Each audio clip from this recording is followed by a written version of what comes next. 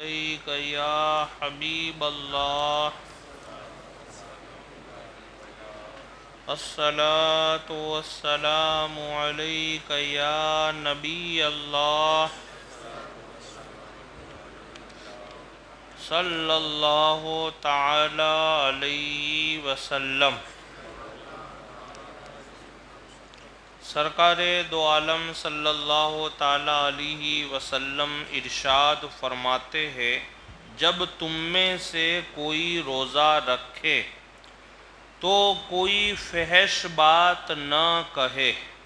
فحش بات کا مطلب ہوتا ہے بری بات، گالی بولنا یا گالی سننا یا کسی اور طریقے کی کوئی ایسا کلام کرنا کہ جس کلام کرنے سے شریعت نے ہم کو منع کیا ہو۔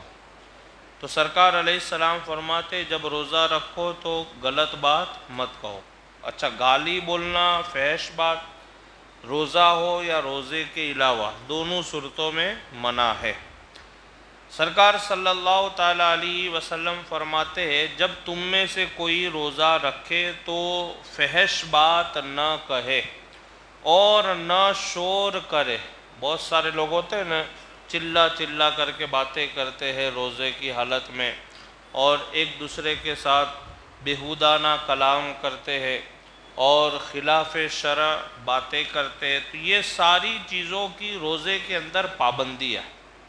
اچھا، اس کا مطلب یہ بھی نہیں کہ یہ ساری چیزیں آپ روزے کے علاوہ آپ کر سکتے ہو، گالی روزہ نہ ہو تو آپ بول سکتے ہو، اس کا مطلب یہ نہیں ہے۔ مطلب کیا ہے کہ یہ چیزوں کا روزے کی حالت میں آپ کو سختی سے احتیاط کرنا ہے، کیونکہ ہم اور آپ یہ چیزوں کی بڑی لاپرواہی کرتے ہیں، کیونکہ بہت سارے گناہ آج ہمارے اندر ایسے ہیں کہ جو لاپرواہی میں ہو رہے، کوئی جان بوجھ کر کے نہیں کر رہا ہے۔ جیسے گالی بولنا، بہت سارے لوگ ایسے ان کے لیے عام ہو گیا ہے، وہ بولتے جائیں گے، انہیں خود کو پتہ نہیں چلتا ہے وہ گالی کب بول دیتے۔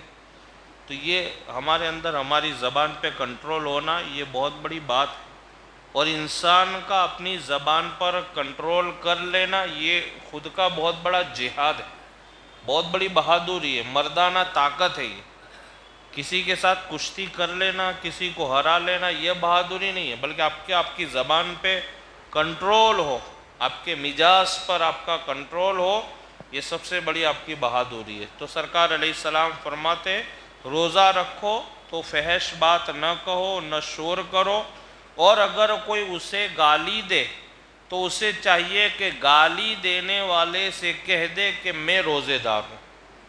مان لو آپ کو کوئی گالی دے رہا ہے، اب ضروری نہیں کہ آپ کو جواب میں گالی دینا ہے، نہیں، بہت سارے لوگ بولتے یہ ایک گالی بول سکتا ہے، میں 10 بول سکتا ہوں، لیکن ایسا نہیں، وہ بہادری نہیں ہے۔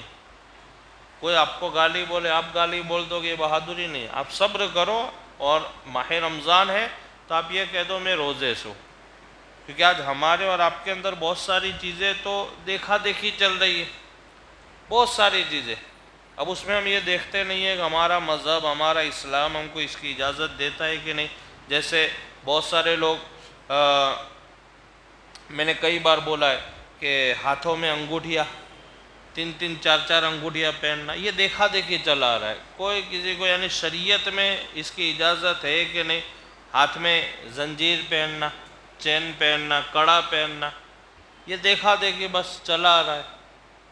یہ نہیں دیکھتے کہ ہماری نمازیں ہوتی ہے کہ نہیں۔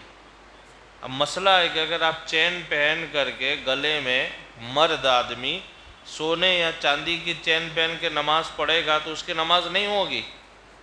آپ کتنے بھی سجدے کرو، آپ کی نماز نہیں ہوگی، کیونکہ مرد کے لیے یہ چیز جائز نہیں ہے۔ ایسے ہاتھ میں آپ 2 انگوٹھیاں پہن کر کے آپ نماز پڑھو، نماز نہیں ہوگی۔ آپ یہ نہیں دیکھیں میں پڑھتا ہوں، آپ یہ نہیں دیکھیں، آپ یہ دیکھیں ہماری شریعت نے اجازت دی ہے کہ نہیں۔ آپ کسی آدمی کو آئیڈل نہیں بنائے، ہمارے لیے تو سب سے بڑا آئیڈل میرے آقا کی ذات ہے۔ سمجھ میں آ رہی بات کریں؟ سب سے بڑا آئیڈیل کون ہے ہمارے لیے؟ میرے آقا صلی اللہ تعالیٰ علیہ وسلم کی ذات مبارکہ۔ آپ میں آپ کو آئیڈل نہیں بنائے، کسی کی دلیل بھی نہیں دے، آپ یہ دیکھیں ہمارے آقا نے یہ کام کیا ہے کہ نہیں۔ سرکار علیہ السلام نے میرے آقا نے خود ارشاد فرمایا کہ کہ مرد کو چاہیے کہ 4.5 ماشا سے کم ایک نگینے والی اور ایک انگوٹھی استعمال کرے۔ سرکار علیہ السلام نے فرمایا مرد کو چاہیے کہ ہاتھ میں کڑا نہ پہنے، لیکن ہم پہن رہے، بہت سارے لوگ نوجوان پہن رہے۔ یہ محفل میں بیٹھنے والے کچھ لوگوں کے ہاتھ میں ہوگا، آپ دیکھ لو، اب اسے ہماری نمازیں نہیں ہو رہی ہے۔ پھر گلے میں چین پہننا، ہم کو اس سے کوئی مطلب نہیں ہے کہ یعنی آپ پہنو، ہم کو درد یا ہم کو تکلیف، مسئلہ وہ نہیں، مسئلہ یہ ہے کہ آپ نماز میں آ رہے ہو، اللہ کے گھر میں آ رہے ہو، سجدے کر رہے ہو، آپ کے سجدے ادا نہیں ہو رہے، ہم آپ کو یہی بات بتانا چاہتے ہیں۔ دوسرا، ہم کو اس سے کوئی مطلب نہیں ہے کہ آپ ہمارے پیسوں سے نہیں خریدتے ہو، نہیں ہمارے پیسوں سے کوئی چیز لاتے ہو، اور آپ کے پہننے سے ہمارا وقار مجروح بھی نہیں ہوتا ہے۔ بات یہ ہے کہ آپ اللہ کے گھر میں آ رہے ہو تو آپ جو سجدے کر رہے ہو وہ سجدے ادا نہیں ہو رہے۔ بہت سارے لوگ چین پہن لیں گے، اب وہ دیکھا دیکھی، اس نے پہنا یہ پہن لیں گے، اس نے ایک جاڑی پہنی اس سے بھی جاڑی پہن لیں گے گلے میں۔ پتہ نہیں یہ کون سی زینت بن گئی ہے ہمارے مذہب میں، ہماری سوسائٹی، ہمارے کلچر میں، یہ سمجھ میں نہیں آتا۔ اس نے یہ کیا ہے تو وہ کر لیں گے۔ کڑا، پہلے چھوٹا کڑا چلتا تھا، اب ہاتھ میں جاڑا کڑا آ گیا ہے۔ اب دیکھنا، جیسے انہوں نے پہنا ہے، دوسرے کو آپ دیکھو گے اس کے ساتھ میں اس سے بھی جاڑا کڑا ہوگا، یہ دیکھا دیکھی، بس یہ کر رہا ہے، آپ یہ نہیں دیکھے۔ ہم کو ہمارے مذہب نے، ہماری شریعت نے، ہمارے آقا صلی اللہ تعالیٰ علیہ وسلم کے طریقے نے یہ چیزوں کی اجازت دی ہے کہ نہیں؟ ایک جگہ تو میرے آقا نے ارشاد فرمایا کہ اگر مرد یہ سب چیزیں استعمال کرتا ہے، ہاتھ میں کڑا اور گلے میں چین وغیرہ، تو آقا فرماتے اس آدمی سے مجھے جہنم کی بو آ رہی ہے۔ اب بھی آپ پہنو گے، اب بھی آپ کڑا پہنو گے، اب بھی آپ ہاتھ میں چھلا پہنو گے۔ سرکار علیہ السلام نے تو یہاں تک فرمایا، ایک آدمی تھا، اس نے پہنا تھا یہ سب چیزیں، سرکار نے فرمایا کہ مجھے اس محفل میں کسی سے جہنم کی بو آ رہی ہے۔ تو پوچھا کہ یا رسول اللہ آپ کو جہنم کی بو آ رہی ہے اس میں؟ کہا ہاں مجھے جہنم کی بو آ رہی ہے۔ تھوڑی دیر کے بعد پوچھا کہ یا رسول اللہ وہ کون ہو سکتا ہے؟ تو آقا نے فرمایا کہ کسی نے چین پہنی ہے، کسی نے ہاتھ میں کڑا پہنا ہے، کسی نے ہاتھ میں 2 سے زائد انگوٹھیاں پہنی ہے۔ تو ایک آدمی کھڑا ہوا کہ یا رسول اللہ میں نے پہنا ہے۔ کہا جاؤ اس کو دور پھینک کر کے آؤ۔ جب وہ پھینک کر کے آیا تو سرکار نے فرمایا اب جہنم کی بو ختم ہو گئی۔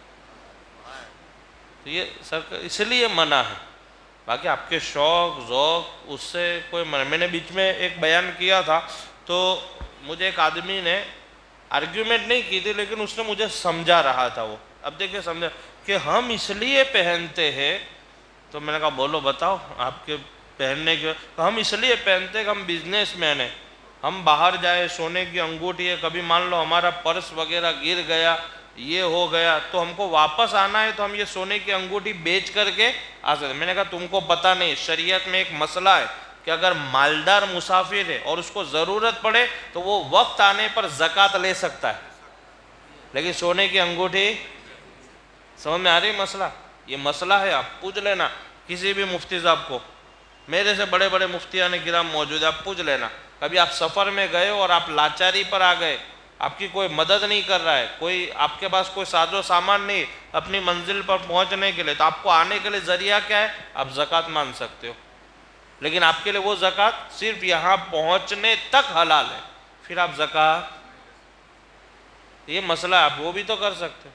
اور یہ ترقی یافتہ دور میں آپ کو زکوٰۃ مانگنے کی بھی ضرورت نہیں آئے گی، اس دور میں آئے گی جس میں جی پے چلتا ہو، فون پے چلتا ہو اور یہ سب چلتا ہو، یہ تو ابھی چالو، اس سے پہلے بھی ضرورت نہیں تھی۔ آپ کہیں بھی آپ کو کسی کو ایک کو فون لگاؤ اور فون نہیں ہوگا تو بھی آپ کو ہیلپ مل جائے گی، کہیں نہ کہیں تو کوئی پہچان والا، کہ بھئی جیسے میں ہوں، میں ہمت نگر سے ہوں اور مان لو مجھے کہیں بامبے کی طرف کچھ بات ہو گئی تو کیا میں میرے نمازیوں میں سے کسی ایک کی پہچان وہاں بامبے میں نہیں لے سکتا ہوں؟ آرام سے مل جائے گی۔ تو یہ آسان رہا، لیکن وہ دل بہلانے کو غالب خیال اچھا ہے، یہ دل بہلاتے کیا ہم اس وجہ سے یہ کام کر رہے، لیکن دل آپ کا بہل جائے اور کوئی ناجائز چیز جائز ہو جائے، یہ صحیح بات، جو ناجائز ہے وہ ناجائز ہی رہتی ہے، جو جائز ہے وہ جائز ہی رہتی ہے۔ بہرحال سرکار علیہ السلام فرماتے جب آپ روزہ رکھو تو آپ گالی مت دو، اور گالی ایسے بھی نہیں بولنی چاہیے۔ میرے پیارے آقا صلی اللہ علیہ وسلم کے پیارے دیوانوں، الصوم لی وَأَنَا أَجْزِي بِهِ، اس جملے کا منشا اور مطلب یہ ہے کہ وہی عبادت مقبول ہے جس میں ریاکاری اور دکھاوا نہ ہو۔ سرکار علیہ السلام نے فرمایا کہ اللہ تعالیٰ فرماتا ہے روزہ میرے لیے ہے اور میں اس کی جزا ہوں۔ تو یہ روزہ ایک ایسی عظیم الشان عبادت ہے کہ جب بھی کوئی مومن بندہ رکھتا ہے، بھلے اس کو بولنے کی ضرورت نہیں ہے، کیونکہ ہر عبادت کا ایک حروف ہے، میں نے آپ کو بتایا تھا۔ جیسے نماز ایک آدمی پڑھتا تھا، آپ اس کو کہو گے یہ نمازی ہے۔ ایک آدمی حج میں جا رہا ہے، یہ حاجی ہے۔ ایک آدمی زکوٰۃ دے رہا ہے، یہ سخی آدمی ہے۔ ایک آدمی اور کوئی دوسرا نیک کام کر رہا ہے، بھئی یہ نیک آدمی۔ لیکن روزے کا کوئی چہرہ نہیں ہے، کوئی روزے کا رخ نہیں ہے کہ بھئی روزے دار کی پہچان یہ ہے، روزے دار کی پہچان یہ ہے، روزے دار، ایسی کوئی پہچان نہیں ہے، کیونکہ روزہ کوئی ایسی ایکٹنگ یا کوئی ادا روزے میں ہے ہی نہیں۔ تو روزے کو اللہ نے اتنا پوشیدہ رکھا ہے کہ اگر روزے دار روزہ رکھتا ہے نا تو کسی کو پتہ نہیں چلے گا۔ اب جیسے ایک بات سمجھانے کے لیے، اللہ تعالیٰ ایسے دنوں سے مجھے بچائے، میں روزہ اگر نہیں رکھ کے بھی آپ کے سامنے بیان کروں گا تو آپ کو کیا پتہ چلے گا؟ پتہ چلے گا؟ نہیں پتہ۔ آپ کو ابھی تو یہ لگ رہا ہے کہ مفتی صاحب کا روزہ تو ہے، ہونٹ سوکھ رہے اور بولنے میں بھی جو عام دنوں میں جو ان کے اندر گرمی ہوتی ہے وہ ابھی ہے نہیں، تو آپ یہ جو، پر ایسا کوئی تھوڑی ہے کہ مان لو کہ میرے ہونٹ سوکھ جائے تو آپ کہہ دو کہ روزہ ہے۔ ایسے بہت سارے لوگوں کے تو عام دنوں میں 24 آورس ان کے ہونٹ سوکھے ہوتے۔ تو یہ روزے کا کوئی حلیہ نہیں ہے۔ مطلب کیا کہ اللہ تعالیٰ نے روزے جیسی عظیم الشان عبادت کو پوشیدہ رکھا ہے۔ اور ایک جگہ تو میرے آقا نے ارشاد فرمایا روزے کی پہچان جتنی چھپی ہے اللہ نے اس کا اجر بھی اتنا چھپا کے رکھا ہے۔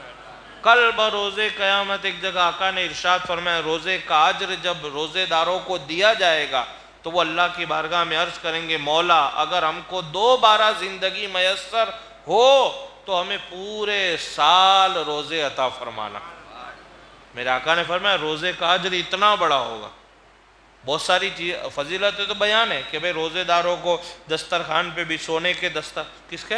سونے کے دسترخوان۔ آپ یہاں سونے کی انگوٹھیاں پہن کے خوش ہونا چاہتے ہو، وہاں سونے کے دسترخوان پہ آپ کو بٹھایا جائے گا اور جنتی مچھلیاں کھلائی جائے گی۔ یہ روزے داروں کی مہمان نوازی ہوگی۔ اجر تو بعد میں، پہلا ان کا استقبال ہوگا، بھئی استقبال کے لیے ان کو دسترخوان لگایا جائے، سٹارٹر میں ان کو مچھلی دی جائے۔ ابھی آپ ہوٹلوں میں سٹارٹر مانگتے ہو، وہاں میدان قیامت میں آپ کو سٹارٹر میں بھنی ہوئی مچھلی دی جائے گی، حلوہ دیا جائے۔ لیکن یہ کب؟ جب آپ نے روزے رکھے ہوں گے، اور روزے بھی روزے رکھنے کے طریقے سے رکھے ہوں گے تو ہی۔ اللہ سے دعا ہے کہ اللہ رب العزت مجھے اور آپ تمامی حضرات کو ماہ رمضان المبارک کے روزے صحیح معنوں میں ادب کے ساتھ مکمل کرنے کی توفیق عطا فرمائے۔